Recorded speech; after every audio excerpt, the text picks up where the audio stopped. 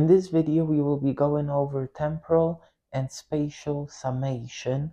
Specifically, the difference between them. We'll be contrasting them, including their mechanism, time frame, location of signals, clinical relevance, along with a couple examples.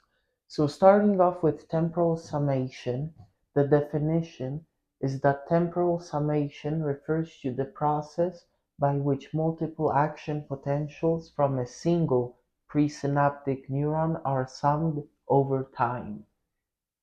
For spatial summation, the definition refers to the process by which multiple action potentials from multiple presynaptic neurons are summed simultaneously.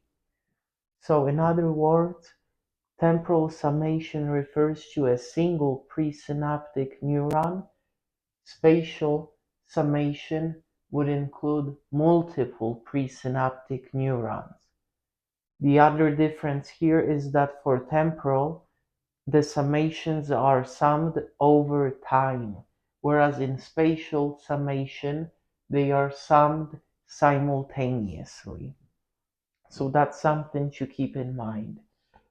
Next, for the mechanism, as it relates to temporal summation, successive signals from the same presynaptic neuron add up to reach the threshold potential if they occur in rapid succession. The mechanism for spatial summation, however, includes signals from different presynaptic neurons converge at the same postsynaptic neuron, combining their effects to reach the threshold potential. Next, for the time frame, in temporal summation, it occurs over a short period of time as multiple signals are received in quick succession. For spatial summation, it occurs simultaneously as multiple signals are received at the same time from different locations. Location of signals. In temporal summation, the signals originate from the same presynaptic neuron. In spatial summation, the signals originate from different presynaptic neurons.